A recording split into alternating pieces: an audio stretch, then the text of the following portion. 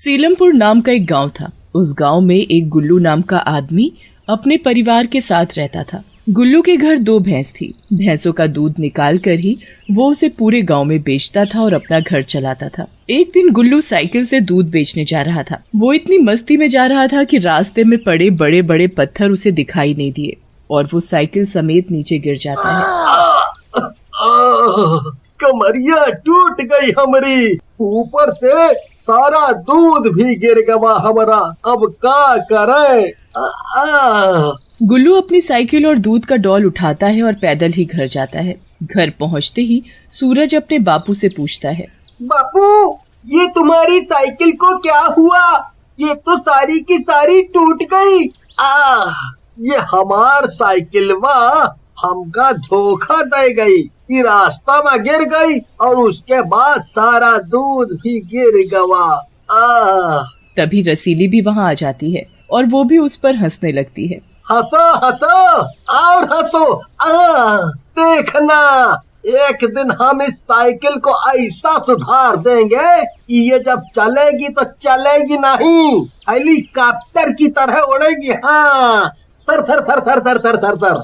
बापू अगर तुम इस खटारा साइकिल को हेलीकॉप्टर में बदल दो, मतलब कि साइकिल की साइकिल और उड़ने वाला हेलीकॉप्टर भी, जैसे तुम मुझे कागज से हेलीकॉप्टर बना कर देते हो, बिल्कुल वैसे ही। ये तो बहुत ही पते की बात कही तुमने सूरज बेटा। सूरज के बापू एक बार कोशिश करके देखिए।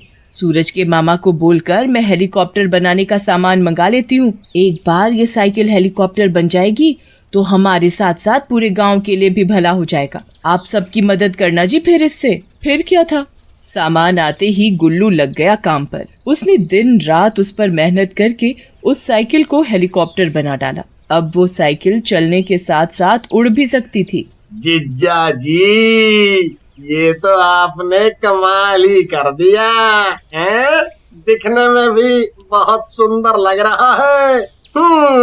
सबसे पहले मैं जाऊंगा, तुम सब बस मुझे दूर से उड़ते हुए देखना, ठीक है? इतना बोलते ही गुल्लू हेलीकॉप्टर में बैठकर ऊपर आसमान में उड़ जाता है। सभी गांव वाले उसे आंखें गड़ा कर देख रहे होते हैं। एक रात सभी आराम से सोए हुए थे, तभी मनवीर की आंख खुल जाती है। वो गुल्लू के कमरे की खिड़की के पास जाकर खड़ा हो जाता है। मैंने आपकी कितनी मदद की उस हेलीकॉप्टर को बनाने में, और आपने मेरे साथ क्या किया? मैंने बस बैठने को ही तो बोला था। मेहनत मैंने की, सामान मैं लाया, तभी आपका हेलीकॉप्टर बन पाया। पर जिज्जा जी, ये हेलीकॉप्टर आपका नहीं मेरा है। इसके लिए मुझे आपको मारना भी पड़े तो मैं मार दूंगा। मनवीर चुपके से कमरे में घुस जाता है। गुल्लू खाट पर सोया था, सूरज और रसीली नीचे चटाई पर। मनवीर गुल्लू का गला दबाकर मार देता है और उसे अपने कंधे पर उठाकर बाहर ले जाता है और कुएं में उसे फेंक देता है। अब ये हेलीकॉप्टर मेरा हुआ, मैं इसे अपने साथ अपने घर ले जाऊंगा। जिस गुल्लू को मनवीर ने कुएं में फेंका था, वो गुल्लू मरते ही भूत बन चुका था। उसे मनवीर की हरकतों का पता चला। वो पीछे से चुपचाप आता है और मनवीर को कुएं में धक्का दे देता है। मनवीर उसमें डूबकर मर जाता है। भूत सीधा अपने घर पहुंचता है और अपनी पत्नी को आवाज लगाता है, रसीली, रसीली, उठो, तुम आराम से सो रही हो और यहाँ हमारी दुनिया ही उजड़ गई पूरी। भूत, भूत, माँ भूत, बचाओ, बचाओ मुझे, माँ मुझे बचाओ। सूरज के बापू बचाओ हमें, हमारे घर में भूत घुस आया है। अरे शांत रहो तुम दोनों, गुल्लू अब कभी नहीं आएगा, क्योंकि मैं ही गुल्लू हूँ और मैं मर चुका हूँ और मरने के बाद भूत बन गया। ये क्या बोल रहे हो? तुम मेरे पति नहीं हो सकते, मेरे पति तो वहाँ सोए हुए हैं। अरे कहाँ गए आप? भूत सूरज और रसीली को सब बताता है कि उसके भाई ने उसे कुएं में फेंक कर मार डाला और अब वो भी मर चुका है। बापू, ये आपको क्या हो गया? माँ, क्या बापू हमेशा ऐसे ही रहेंगे क्या? सूरज के बापू, मैं आपसे अपने भाई की तरफ से माफी मांगती हूँ। मेरे भाई ने ही मुझे विधवा बना दिया। तुम भूत नहीं, मेरे बापू हो, और मैं तुम्हें यहाँ से नहीं जाने दूंगा। बचुआ, हम तुमसे वादा करते हैं, तुम दोनों को छोड़कर कहीं नहीं जाएंगे। उसके बाद भूत वहीं अपने बच्चे और पत्नी के साथ ही रहने लगा। घर से बाहर बिल्कुल भी नहीं निकलता था वो। एक दिन रामवती की बहू सरला की तबीयत बहुत बिगड़ गई, क्योंकि वो गर्भवती थी और कभी भी बच्चे को जन्म दे सकती थी। क्या हुआ बहन? रामवती कुछ घबराई सी लग रही है। सब ठीक तो है ना? कुछ भी ठीक नहीं है। रामवती की बहू पेट से है और वो कभी भी बच्चे को जन्म दे सकती है। अभी गाँव की दाई आई थी, वो बोल रही थी कि उसकी तबीयत बहुत खराब है, तो गांव के बाहर जो हॉस्पिटल है उसे वहां ले जाना पड़ेगा। हाय दैया, इतनी दूर! अब क्या होगा उसका और उसके बच्चे का? इतनी जल्दी वहां तक जाना बिल्कुल भी मुमकिन नहीं है। अब कर भी क्या सकती है वो बेचारी? अब उड़कर तो उसे वहां तक ले नहीं जा सकते। इस गांव में बैलगाड़ी और साइकिल के अलावा दूसरा कोई साधन भी तो नहीं है। अच्छा बहन, मैं चलती हूँ, बहुत देर हो गई तुमसे बातें करते करते। नीलम के जाते ही भूत रसीली को अंदर आने का इशारा करता है। रसीली भूत के पास जाती है। सुनो, हमने सब सुन लिया है। हमारे पास एक आइडिया है, रामवती को हॉस्पिटल जल्दी ले जाने का। भूत रसीली को हेलीकॉप्टर में सरला को ले जाने को बोलता है। रसीली को भी उसका आइडिया बहुत अच्छा लगता है। आप हेलीकॉप्टर तैयार रखो, मैं जाकर सरला को लाती हूँ। रसीली भागती हुई सरला के घर जाती है और उसे सहारा देते हुए हेलीकॉप्टर तक ले आती है। सरला दर्द से कराह रही थी। रसीली उसे हेलीकॉप्टर में बैठने को बोलती है। हे राम, ये तो भूत है। ओ रसीली, मेरी बहू को तू क्यों उस भूत के हवाले कर रही है? वो बेचारी तो पहले से परेशान है, उसे वहाँ मत लेकर जा। पर ये भूत आया कहाँ से? गुल्लू के हेलीकॉप्टर में ये क्या कर रहा है? आप सभी चुप रहिए बस, हमारे पास ज्यादा समय नहीं है। मैं सब बताऊंगी बाद में। आप हेलीकॉप्टर चलाइए जी। तभी पीछे से रामवती भी बोल पड़ती है। मैं भी चलूंगी, मैं अपनी बहू को ऐसे हालत में अकेला नहीं छोड़ सकती। हेलीकॉप्टर में रामवती और उसकी बहू सरला, साथ में रसीली भी होती है। भूत हेलीकॉप्टर उड़ाकर तुरंत उन्हें हॉस्पिटल पहुंचा देता है।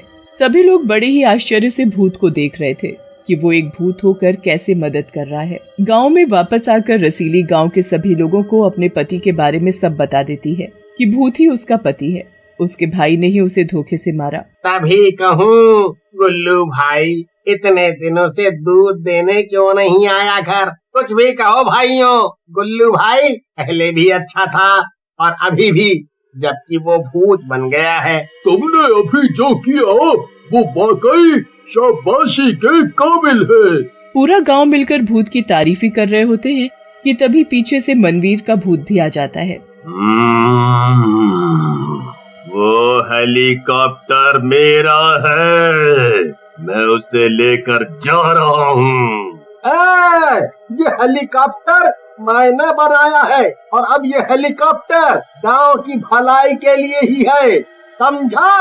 पहचाना नहीं जीजा जी, आपने मुझे धोखे से कुएं में धक्का दे दिया था। मैं तड़प तड़प कर मर गया और अब मैं इस हेलीकॉप्टर को तोड़कर ही दम लूंगा। तुम तो दुनिया के सबसे घटिया भाई हो। मैं तुम्हें इस हेलीकॉप्टर को हाथ भी नहीं लगाने दूंगी। इसके लिए चाहे तुम मुझे भी मार दो। तभी मनवीर का भूत सूरज का गला पकड़ लेता है। अगर कोई मेरे रास्ते में आया तो मैं इसे मार दूंगा। रसीली बहन, बेटे की जान बचा ले, उसे ले जाने दे हेलीकॉप्टर। कभी नहीं, मैं गांव वालों से विनती करता हूँ। गांव के पुराने कुएं में मेरी और मनवीर की लाश पड़ी है। आप बस उस कुएं में आग लगा दो, ये मनवीर का भूत अभी जाएगा यहाँ से। नहीं, ऐसा मत करना, मैं ऐसा नहीं होने दूंगा। तभी सूरज मनवीर के भूत को धक्का देते हुए घर में घुस जाता है और वहाँ से माचिस और घासलेट लाकर भागता हुआ कुएं के पास जाता है और कुएं में घासलेट फेंक कर उसमें आग लगा देता है। आखिर बेटे के हाथों बाप को मुक्ति मिल ही गई। उसके बाद दोनों भूत कभी गांव में नहीं दिखाई दिए। सूरज ने निशानी के तौर पर अपने बापू का बनाया हुआ हेलीकॉप्टर संभाल कर रखा ताकि वो जब बड़ा हो तो गांव के लिए उससे भलाई करे। रामू कार से अपनी बीवी सीमा के साथ शहर में एक नई बिल्डिंग देखने जा रहा था।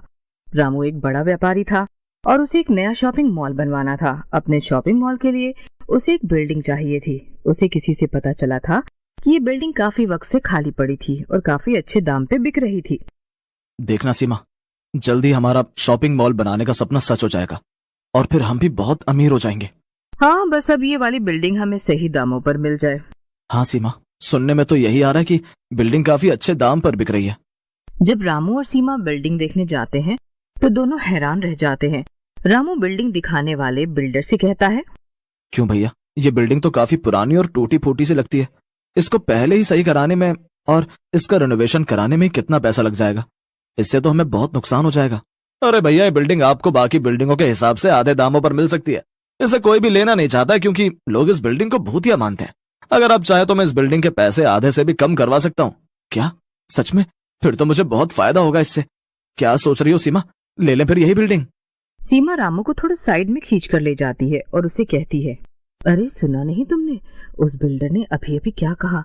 वो बिल्डिंग भूतिया है, भूतिया। अगर आगे चलकर हमें कोई समस्या का सामना करना पड़ा तो? अरे सीमा, तुम भी ना, तुमने ये नहीं सुना कि वो बिल्डिंग हमें आधे से भी कम दामों पर मिल सकती है? तुम जानती भी हो इससे हमें कितना ज्यादा फायदा होगा। ठीक है, फिर जैसा तुम्हें ठीक लगे। सीमा बिल्डर से पूछती है, वैसे भैया ये बिल्डिंग ज्यादा पुरानी तो नहीं लग रही, बस थोड़ी टूटी फूटी सी है। यहाँ पहले क्या था? जी मैडम, वो यहाँ पर पहले एक गेम सेंटर हुआ करता था और कई लोग यहाँ पर गेम खेलने आते थे, पर एक दिन अचानक यहाँ आग लग गई और सब कुछ जल गया। उसके बाद आसपास के सभी लोग भी यहाँ से चले गए। तब से इस बिल्डिंग की हालत साल दर साल खराब होती गई क्योंकि कोई भी इसकी देखभाल करने के लिए नहीं आता था। अच्छा, सुनने में तो ये सही लगता है कि ये बिल्डिंग बड़ी मनहूस है। रामू वो बिल्डिंग बिल्डर से खरीद लेता है और वहां पर बिल्डिंग की देखभाल करने के लिए एक वॉचमैन भी बुलाता है। उस वॉचमैन का नाम पिंटू था। देखो पिंटू, मैं कुछ ही दिन में इस बिल्डिंग का रिनोवेशन शुरू करवा दूंगा। तब तक तुम्हें यहाँ बस रात भर रुककर बिल्डिंग की देखभाल करनी है ताकि कोई अंदर घुसकर न बैठ सके। ठीक है साहब। वैसे दिखने में तो तुम काफी छोटे लगते हो। हाँ, मैं अभी कॉलेज में पढ़ता हूँ। मैं अपना घर चलाने के लिए कॉलेज के साथ साथ ये वॉचमैन की नौकरी भी करता हूँ। आप चिंता मत करिए, मैं आपकी बिल्डिंग का पूरा ध्यान रखूंगा। रामू पिंटू को भूत के बारे में कुछ नहीं बताता और उसे वहीं छोड़कर चला जाता है। पिंटू बिल्डिंग के बाहरी गेट पर एक कुर्सी डालकर बैठ जाता है। रात हो गई थी और धीमे धीमे सब जगह अंधेरा हो गया था। पिंटू के पास एक लैंप रखा हुआ था और उसने गेट पर एक लाइट भी लगा रखी थी। अरे, यहाँ इस इलाके में तो दूर दूर तक कोई लाइट नहीं है। अच्छा हुआ शाम को मैंने यहाँ गेट पर एक लाइट लगा दी थी, वरना मुझे रात भर अंधेरे में रहना पड़ता। पिंटू वहीं कुर्सी पर बैठ जाता है और अपनी एक किताब पढ़ने लगता है। तभी उसे कुछ आवाज सुनाई देती है, मानो बिल्डिंग के अंदर कोई लड़की गाना गा रही हो। ला ला ला ला गुमनाम है कोई, बदनाम है कोई, किसको खबर कौन है वो।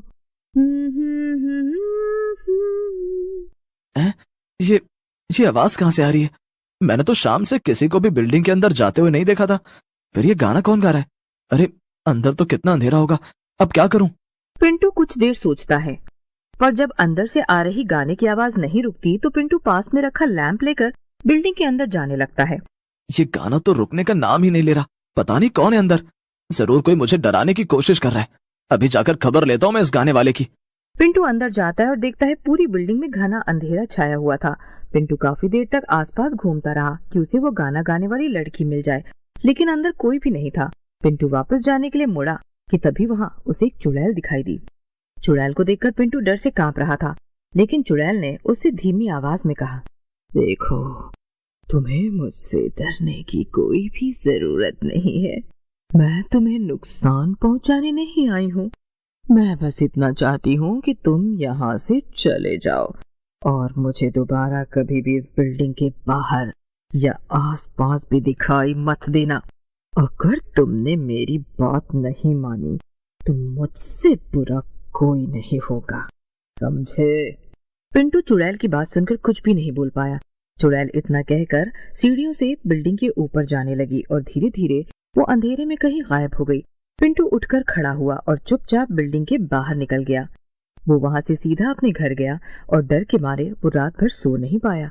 सुबह होते ही, क्या बात है पिंटू, तुम बिल्डिंग में नहीं हो? अभी कभी मुझसे मिलने मेरे ऑफिस आओ। जी सर, मैं भी आता हूँ। पिंटू रामू के ऑफिस आता है। क्या बात है पिंटू, मैंने तुम्हें एक जिम्मेदारी दी थी और तुम तो बीच रात में ही बिल्डिंग छोड़कर भाग गए। ऐसे करोगे तुम नौकरी? ऐसी बात नहीं है सर, दरअसल लोग सही कहते हैं, वो बिल्डिंग सच में भूतिया है। मैंने खुद अपनी आंखों से कल रात को वहां पर एक चुड़ैल को देखा है। वो ठीक मेरे सामने खड़ी थी और उसने मुझसे कहा कि मैं दोबारा कभी बिल्डिंग के आसपास भी न दिखाई दूं, वरना वो मुझे नहीं छोड़ेगी। तुमने तो कहा था कि तुम कॉलेज में पढ़ते हो। हाँ मुझे एक पढ़े लिखे इंसान से ऐसी बकवास की उम्मीद नहीं थी। देखो, तुम्हें अगर ये नौकरी नहीं करनी है तो कोई बात नहीं, लेकिन ये कहानियां बनाना बंद करो। नहीं सर, मैं कहानियां नहीं बना रहा हूँ, मैं एकदम सच कह रहा हूँ। ठीक है, तुम जा सकते हो, मैं कोई दूसरा वॉचमैन ढूंढ लूंगा। इतना कहकर रामू ने पिंटू को अपने ऑफिस से जाने को कह दिया। पिंटू वापस अपने घर चला गया। उसे समझ नहीं आ रहा था कि वो क्या करे। तभी उसके कॉलेज से एक फोन आया। हेलो पिंटू, आपकी फीस भरनी बची है, आप जल्दी से जल्दी अपनी फीस भर दीजिए वरना आपको कॉलेज से निकाल दिया जाएगा। जी सर, मैं जल्दी से जल्दी फीस भरता हूँ। फोन रख के पिंटू और भी परेशान हो गया। अरे मेरे साथ आखिर क्या हो रहा है? कॉलेज की फीस भी भरनी और कमरे का किराया भी। बड़ी मुश्किल से तो मुझे नौकरी मिली थी, अगर ये हाथ से निकल गई तो मुझे सब कुछ छोड़कर वापस गांव जाना पड़ेगा। अब क्या करूं? एक तरफ मेरा करियर है और एक तरफ वो भूतिया बिल्डिंग। अब चाहे जो हो, मैं ऐसे हार मानकर भाग तो नहीं सकता हूँ। मुझे इस नौकरी की सख्त जरूरत है। और फिर से वहीं वॉचमैन की नौकरी करने लगता है। पिंटू बहुत डरते डरते काम पे वापस आया था। जैसे जैसे रात हो रही थी वैसे वैसे उसके दिल की धड़कन तेज हो रही थी। हे ऊपर वाले, अब तुझे ही मेरी रक्षा करनी होगी। मुझे इस नौकरी की इतनी जरूरत ना होती तो मैं कभी भी इस तरह मौत के मुंह में हाथ डालने ना आता। पिंटू मन ही मन बड़बड़ा रहा था कि तभी उसकी नजर बिल्डिंग के अंदर से आ रही तेज रोशनी पे जाती है। उसे खिड़की पे वही लड़की खड़ी दिखाई देती है और वो पिंटू को इशारे से अंदर बुलाती है। अरे ये क्या, ये तो वही चुड़ैल लड़की है और ये मुझे अंदर बुला रही है। अब क्या करूं, अंदर जाऊं या नहीं? ओहो, अगर मैं अंदर नहीं गया तो कहीं वो खुद बाहर ना आ जाए, और अगर उसे गुस्सा आ गया तो नहीं, मैं ही अंदर जाता हूँ। अब मेरे पास कोई रास्ता नहीं है, मुझे इन हालातों का सामना करना ही पड़ेगा। पिंटू अपने डर को संभालते हुए बिल्डिंग के अंदर जाता है। वहां जाकर वो देखता है कि चुड़ैल उसके ठीक सामने खड़ी थी। चुड़ैल उसे काफी गुस्से में देख रही थी। मैंने तुम्हें यहाँ आने से मना किया था ना, फिर तुम दोबारा यहाँ क्यों आए हो? कहे तुम्हें अपनी जिंदगी से बिल्कुल भी प्यार नहीं है। इतना कहकर चुड़ैल पिंटू की गर्दन पकड़ के उसे हवा में लटका देती है। मेरी बात तो सुनो, मैं बहुत मजबूर हूँ। चुड़ैल पिंटू की बात सुनकर शांत हो जाती है। देखो, मैं बहुत मजबूर हूँ, मुझे इस नौकरी की बहुत जरूरत है। मैं गांव से इतनी दूर पढ़ने आया हूँ और मेरे पास अपने कॉलेज की फीस जमा करने के लिए बिल्कुल पैसे नहीं है। अगर मैंने ये नौकरी नहीं की, मुझे सब कुछ छोड़कर गांव वापस जाना पड़ेगा। मैं तुम्हारी बात समझ गई, लेकिन तुम्हें भी ये समझना होगा कि यहाँ पर तुम नौकरी नहीं कर सकते हो, और तुम्हें क्या, मैं किसी को भी इस बिल्डिंग में नहीं आने दूंगी। लेकिन क्यों?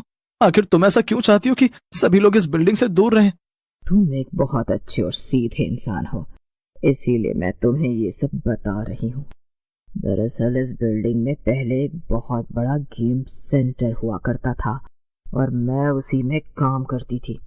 इस बिल्डिंग के इंजीनियर ने इसे गलत तरीके से बनाया था और सुरक्षा का बिल्कुल भी ध्यान नहीं रखा गया था।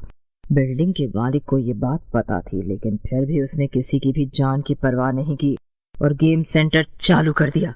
एक दिन अचानक से गेम सेंटर में आग लग गई और बिल्डिंग की खराब बनावट के कारण आग फैलती ही चली गई। मेरे साथ साथ कई और लोग आग में फंस गए और सब जलकर मर गए। चुड़ैल की बातें सुनकर पिंटू बहुत हैरान हो गया। उसे चुड़ैल की कहानी सुनकर बहुत दुख हो रहा था। और सिर्फ मैं ही नहीं, मेरे साथ कई आत्माएं हैं जो यहाँ भटक रही हैं। पिंटू ने देखा कि चुड़ैल के साथ कई और भूत और चुड़ैल आकर खड़े हो गए। इस बिल्डिंग की बनावट ऐसी है कि यहाँ जो भी बनेगा वो खराब ही बनेगा, और हम में से कोई भी नहीं चाहता कि जो हमारे साथ हुआ वो किसी और के साथ हो। ठीक है, मैं तुम्हारी सारी बातें समझ गया हूँ और मैं भी तुम्हारे साथ हूँ। अब ऐसा ही होगा, बस मुझे एक मौका दो, मैं सब कुछ ठीक कर दूंगा। पिंटू ये कहकर बिल्डिंग से बाहर निकल जाता है और तभी वो देखता है कि सामने से रामू आ रहा था। पिंटू रामू को सब बता देता है और फिर वो रामू से बिल्डिंग की खिड़की की तरफ देखने को कहता है। रामू जैसे ही बिल्डिंग की खिड़की की तरफ देखता है, वहां उसे बहुत से भूत और चुड़ैल दिखाई देते हैं। हे भगवान, ठीक है पिंटू, मैं समझ गया। अब इस बिल्डिंग का काम मैं बहुत ही सुरक्षा के साथ ही करवाऊंगा। और वो भी इसे पूरा तोड़वाने के बाद ही। फिर क्या था, सभी भूत और चुड़ैलों की आत्मा को शांति मिल जाती है और कुछ ही समय में रामू का मॉल भी बनकर तैयार हो